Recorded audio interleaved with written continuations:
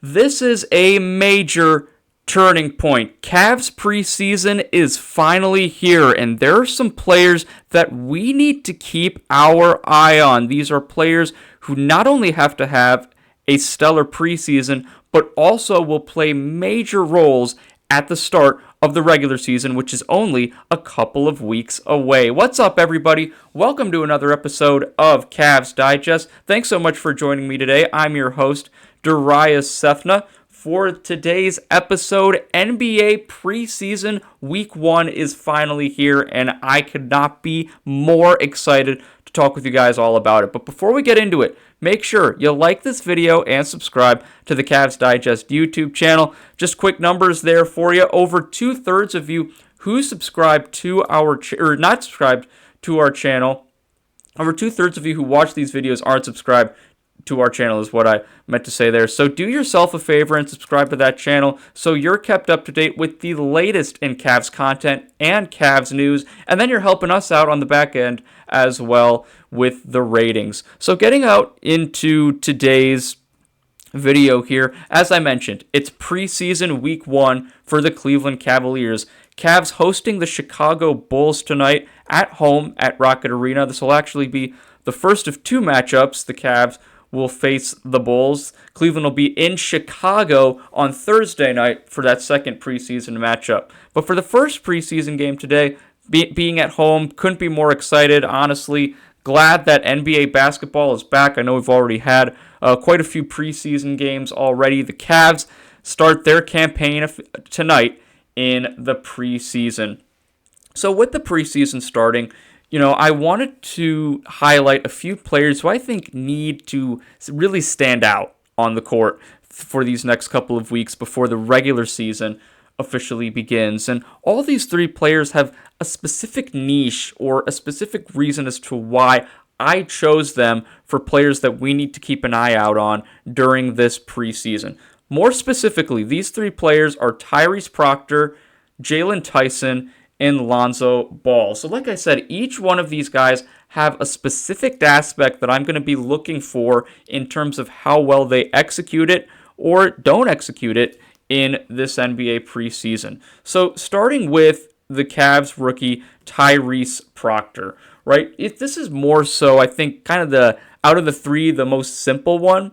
Because at the end of the day, I just want to see what he looks like on the court. I want to see what he can do against NBA competition. Now, granted, in the preseason, you're not going up against the team's best players, especially, for the duration of a 48-minute game. But really, for Tyrese Proctor, I just want to see how his game translates to the NBA and how he fits specifically with this Cavs team.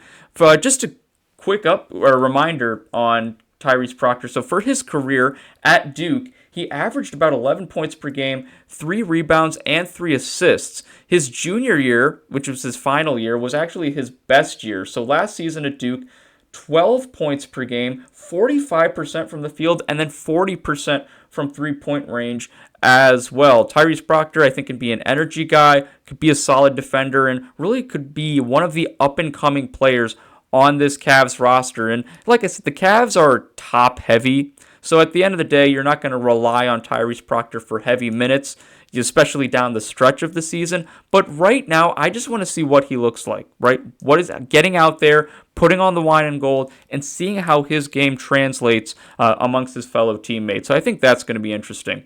Going into player number 2, it's going to be, for me, Jalen Tyson. So when I bring up the stats here with Jalen Tyson, this is obviously someone who, dominated with the Cleveland Charge and the Cavs' G League affiliate. But I think this is going to be a big preseason for him because a lot of what we've been hearing as Cavs fans is he's been putting in the work, right? He is someone who's not going to get distracted. He is locked in. He is focused. Great teammate. We hear that from a lot of the Cavs stars. Donovan Mitchell, a few times has expressed how happy he is with Jalen Tyson and the fact that Jalen Tyson's work ethic has gotten him to where he is. And I think this is going to be a big preseason for him. You see last year you didn't get a ton of playing time, so I would hope, especially with some of these injuries, maybe Kenny Atkinson implements him a little bit more within the offense. But at the end of the day, I just want to see the leap that he's going to take into year 2. And I think the preseason might be a good foreshadow to this. Jalen Tyson's probably going to get a lot of minutes for the Cavs in the preseason. So I want to see what has he worked on, how has he grown, and how may that translate to the Cavs and what they implement with their roster moving forward, and how Kenny Atkinson might use some of those rotations. And then finally, going into player number 3 here, it's going to be Lonzo Ball. And he's really, to me, the outlier of this group, right? You know, look at Tyrese Proctor and Jalen Tyson. Tyrese Proctor's a rookie. Jalen Tyson is going into his second year. Lonzo Ball is a veteran in the NBA now. This is going to be year 9 for him, which is, you know, astounding to me. Just how fast time flies, right? Was in that 2017 NBA draft, number 2 pick by the Lakers.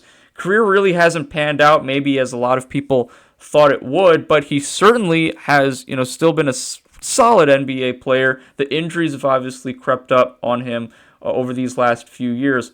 When I think of Lonzo Ball specifically on this Cavs team, he's really the dark horse, especially for that second unit. Now, there was a report that came out. Kenny Atkinson is expecting Lonzo Ball to play about 20 minutes per game, which is still a good amount of time. And obviously the back-to-backs, that's playing in back-to-back games. That's obviously not the plan right now for Lonzo Ball, just to ease him in, get him, you know, out of that injury funk, and ultimately be consistently contributing for this Cavaliers roster. And, you know, going into Lonzo Ball, I think the question is very simple. How does he fit in? What is he going to do that, you know, makes the Cavs different? You know, we've been hearing reports lately about the Cavs in training camp, and I touched on this last week, implementing a lot of, you know, pace drills where they're running up and down the floor, getting the ball out quick, and executing a faster style of offense. And a lot of that was predicated on because of the arrival of Lonzo Ball.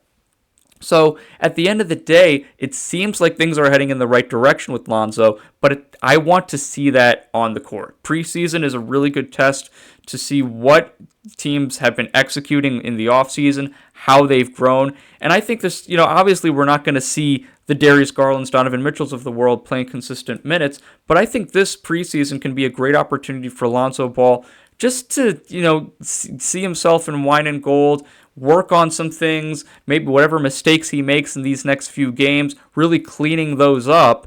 But ultimately, I just want to get a first impression of Lonzo Ball, because I've said it throughout the offseason, I just don't know what to expect from Lonzo Ball with the injury history, with the fact that he has not lived up to that superstar potential that we all thought he'd have when he was drafted. So there's a lot on the line for Lonzo Ball as well. But at the end of the day, these are the 3 players who I think, or who I believe, need to have standout preseasons, or at least players who I think Cavs fans need to keep an eye out for, because if they play well and they do things the right way, there's a chance, especially, obviously Lonzo Ball is going to be part of that Cavs second unit no matter what, but when you look at Tyrese Proctor and Jalen Tyson, especially if they do things the right way, very strong chances, very high chances that they could see a lot more minutes in that Cavs rotation come regular season, right? Especially with Max Strus out.